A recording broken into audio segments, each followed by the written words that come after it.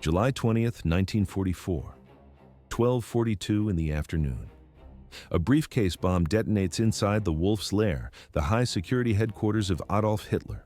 Smoke fills the room. Splinters of oak and glass fly through the air. 4 people die instantly. 20 more suffer horrific injuries, but the primary target remains alive. Hitler survived. A thick wooden table leg absorbed the blast, shielding him from the full force of the explosion. He walked away with singed trousers, a perforated eardrum, and minor burns. The failure of this bomb triggered a purge. Within hours, a wave of arrests began. This was not a standard investigation. It was a bloodbath of revenge. Hundreds of people were rounded up. Among them was a high-ranking officer who had betrayed the regime from within his own office. His name was Hans Oster. He was a general and a master spy. For years, he operated as a double agent within the Abwehr, the German military intelligence. He leaked invasion dates to the Allies and organized secret resistance cells. He risked his rank and his life to dismantle the Nazi state. But when the July 20th plot collapsed, Oster's luck ran out. Why did a high-ranking general choose treason? He saw the crimes of the regime early on and decided to act. But his moral choice led to a death sentence. The Gestapo moved fast.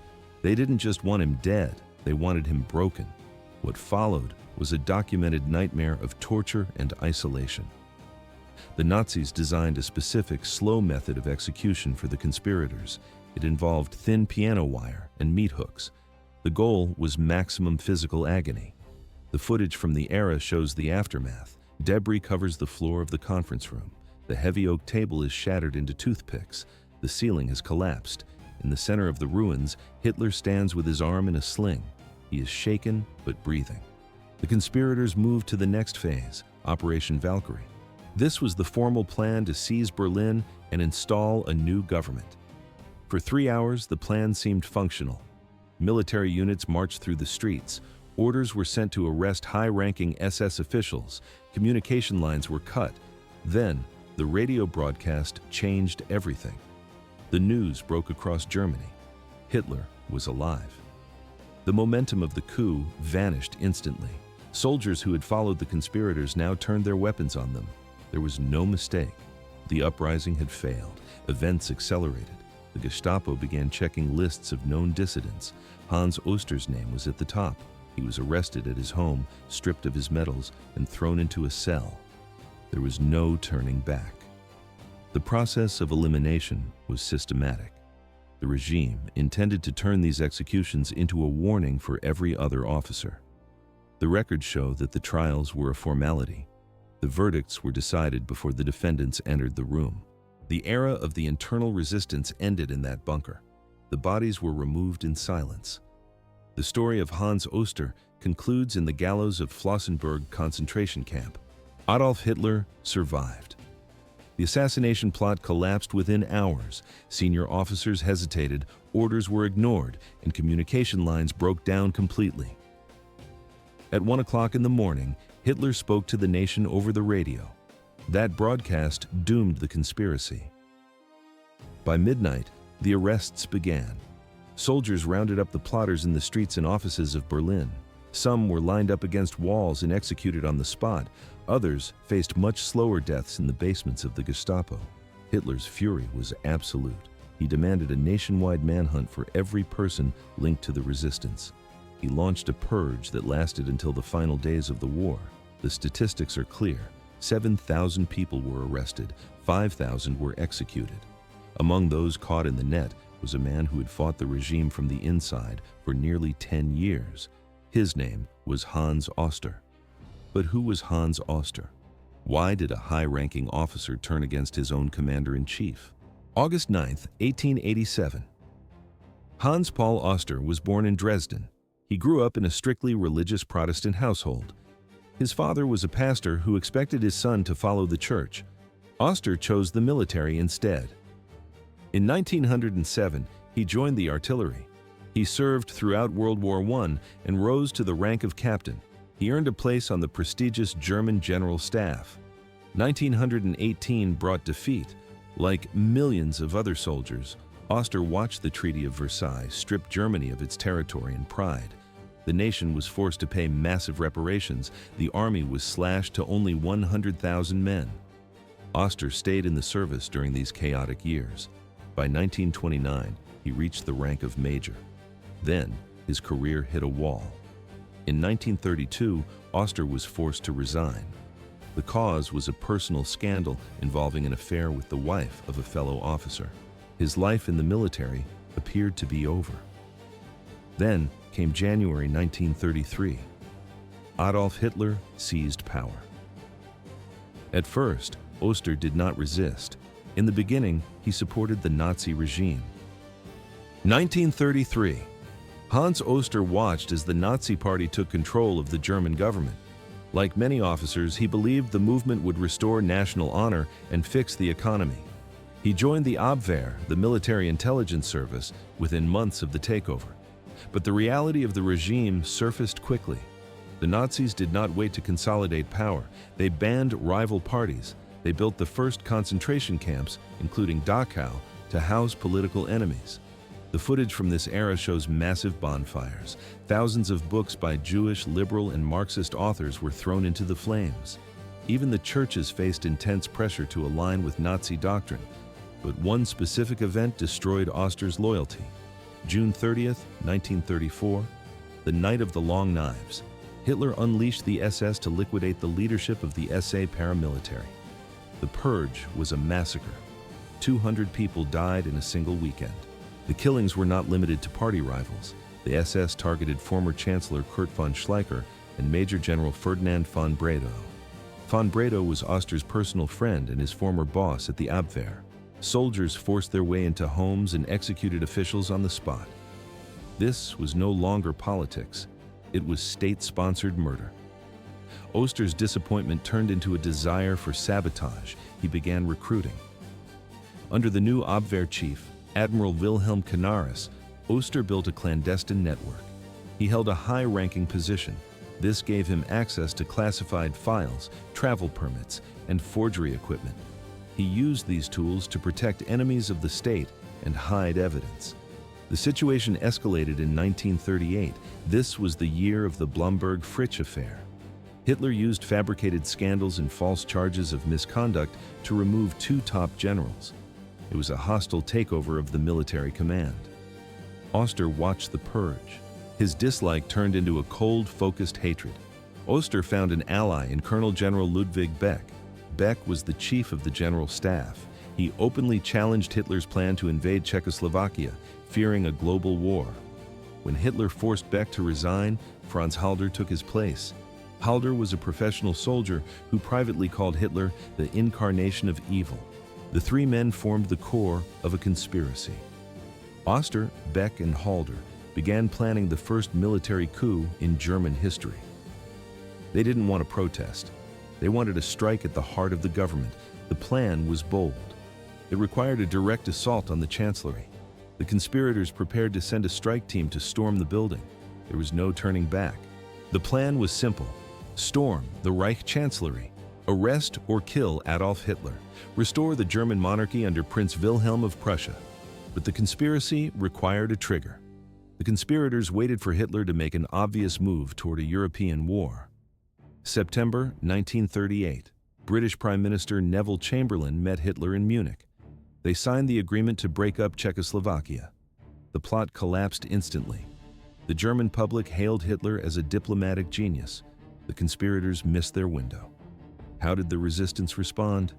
They waited. But the silence didn't last. Everything changed on September 1st, 1939. World War II erupted. Opposing the regime became a death sentence. Yet, Hans Oster refused to stop. He committed one of the most brazen acts of treason in military history. He began leaking German invasion plans. The target of his information was Bert Sass, the Dutch military attaché in Berlin. Oster didn't just send a single note. He warned the Netherlands more than 20 times about the upcoming German assault. He used no code names for the Führer. He referred to Hitler as the pig who has departed for the front. The Dutch government received the reports, but they chose to ignore them. On May 10, 1940, the German army crossed the border. The Netherlands fell in only 6 days. The footage from the era shows the scale of the destruction.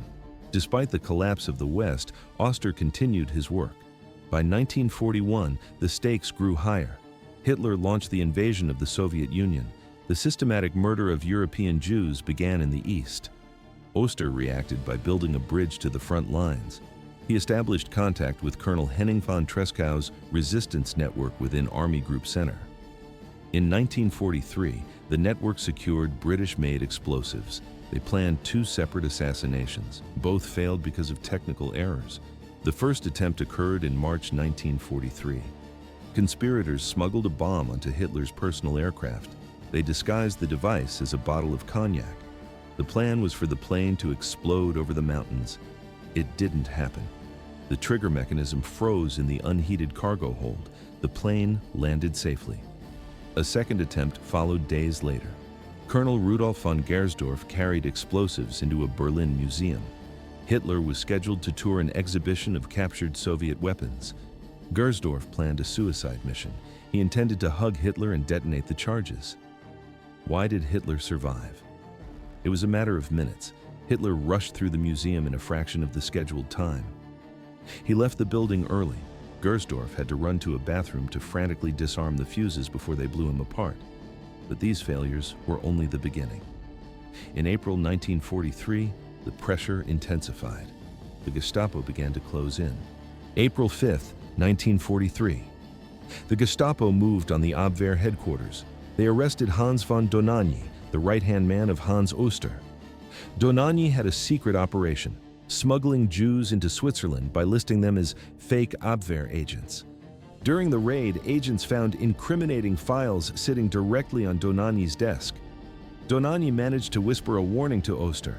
Oster lunged for the papers to destroy the evidence. He failed. Gestapo officers caught him in the act. The fallout was immediate. Oster was stripped of his rank and placed under house arrest. The resistance network lost its primary coordinator. Chaos followed. For over a year, Oster sat in silence under constant surveillance. He waited for the knock on the door. It finally came on July 21, 1944. This was one day after the failed briefcase bombing at the Wolf's Lair. Why did the conspiracy fail at the last moment? At first glance, a professional coup. But in reality, a series of fatal hesitations.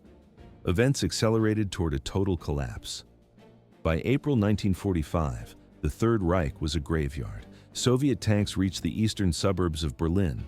American and British divisions pushed through the Rhine. Concentration camps were being liberated. The world finally saw the evidence of the Holocaust. But Hitler remained focused on personal grudges. On April 4, 1945, the SS discovered the secret diaries of Admiral Canaris. The pages contained every detail of the Abwehr resistance. Hitler was furious. He demanded the immediate death of every man named in the journals. This included Hans Oster. The orders were not about law, they were about revenge. On April 8, 1945, the SS staged a drumhead court-martial at Flossenburg concentration camp. In the frame, a makeshift courtroom. The judge was Otto Thorbeck. There was no defense. Oster, Canaris, and the pastor Dietrich Bonhoeffer were all sentenced to death. The timing was a tragedy.